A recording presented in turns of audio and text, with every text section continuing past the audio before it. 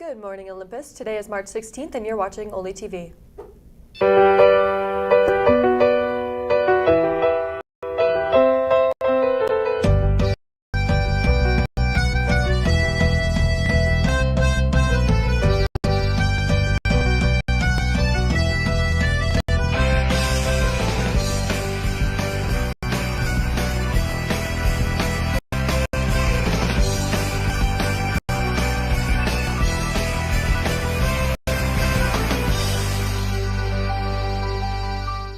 Pegasus is now taking art submissions of poetry, drawings, speeches, short stories, and much more. Pegasus is a literary and art magazine that has been going on for decades and is a great opportunity to have your art showcased. If you are interested in submitting something to them, all you need to do is email them at olympushighpegasus@gmail.com or use the QR code on the posters around the school. Submissions won't be up for long, so make sure to hurry. And for those juniors and seniors who will be interested, we will be going on a campus tour at Weber State University on Friday, March 18th. This is such a good opportunity for those interested in Weber. See Ms. Broadhead in the Counseling Center if you'd like to attend.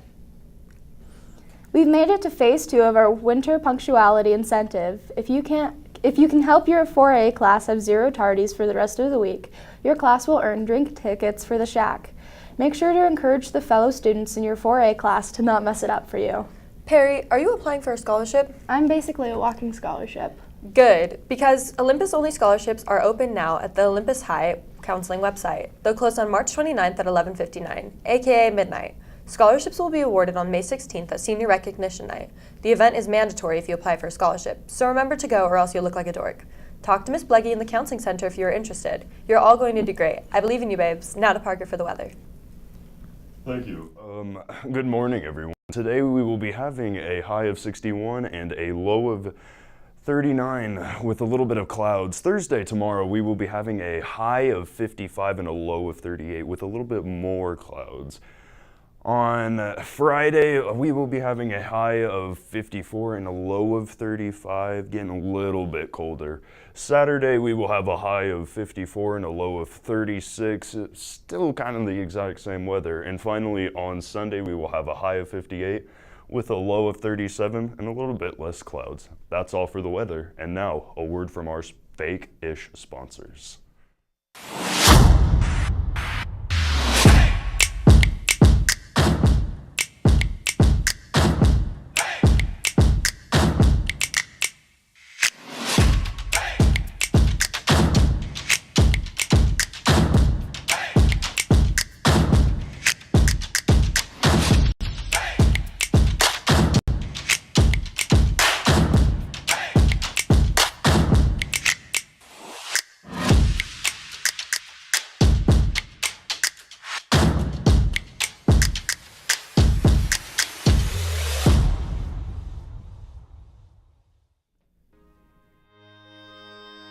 Great food,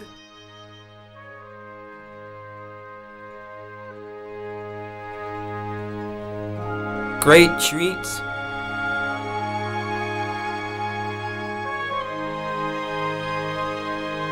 great time. Burgers, blizzards, chicken and more at DQ Grill and Chill.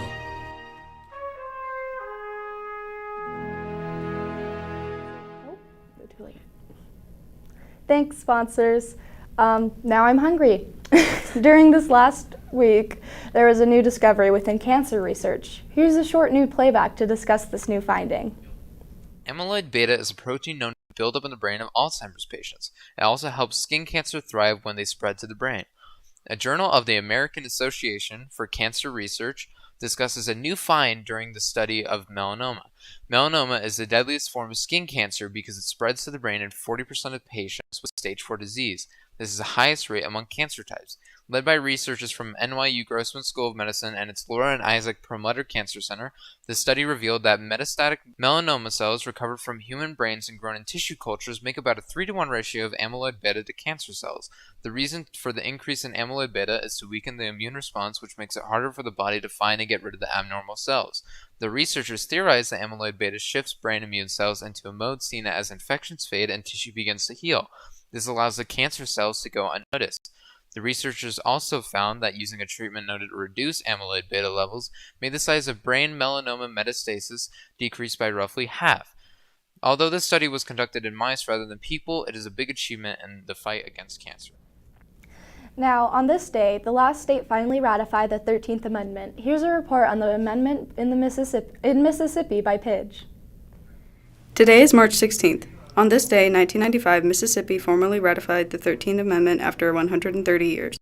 The 13th Amendment was proposed not long after the Civil War and was passed by Congress in 1865. They needed 3/4 of the states, or 27 of the 36 at the time, to ratify it before it could become part of the Constitution. Several states refused, and Mississippi was one such state. This is because slavery had a massive impact on Mississippi's economy, and during this time they had the largest enslaved population in the country. In the end, the amendment received enough votes from other states despite Mississippi's opposition. 130 years later, in 1994, it had been discovered by a clerk in the Texas legislature that the amendment had still not been ratified, and notified members of legislature in Mississippi. The next year, on March 16th, the legislature voted unanimously to ratify the amendment. This made Mississippi the last state to do so. However, it was not legally recorded until 2013, the reason for this being that the ratification was not formally filed as required. Slavery, even before America was a country, was considered a moral evil. Because of the danger of groupthink in the American economy, it lasted much longer than it should have. One thing it definitely taught was to never value a human life over money and resources. Thanks for watching. Freshmen, sophomores, juniors, and seniors, it's that time to vote for your 2022-2023 student body officers. The link to vote can be found on the Canvas homepage. You can only vote once, so make sure to vote for who you think will be your best representative. Voting will close on 10 a.m. on March 17th. Thank you to all of our past officers this year. Expect the Great is an event for Utah's Black, African, and African American students. It will be happening virtually on March 25th from 9 a.m. to 1 p.m. Go see Mrs. Broadhead in the Counseling Center for more information. Now on to Sports Beat. This last Monday in baseball, the Titans took on Cypress High School, absolutely wiping the floor with a 10-0 score for Olympus. The Titans will travel to St. George this Friday and Saturday for 4 neutral site games.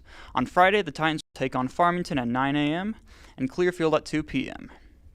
On Saturday, the Titans take on Juan Diego Catholic at 11:30 a.m. and Dixie High at 7 p.m. All games will be played at Dixie High. Go and support. Last Friday, the boys lacrosse team faced Westlake and decimated with a final score of 20-6. And just last night, they beat Pleasant Grove 18-4. This Friday, they'll face Harriman High School, and the first game for the girls lacrosse team will be this Thursday against Copper Hills.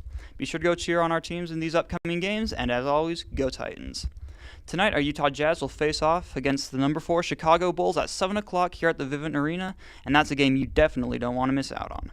March Madness officially begins this Thursday with the first round, so be sure your brackets are all ready because we're in for some great games.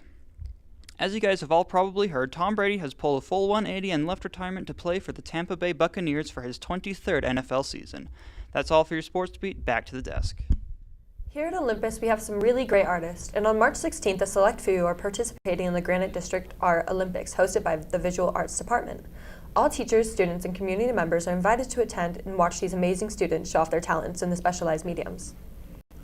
We love our OlyTV family, so make sure to subscribe to OlyTV on YouTube and follow us on Instagram at oly.tv. That's all for today, guys. Remember to stay kind, accountable, and respectful. Have a great week, besties.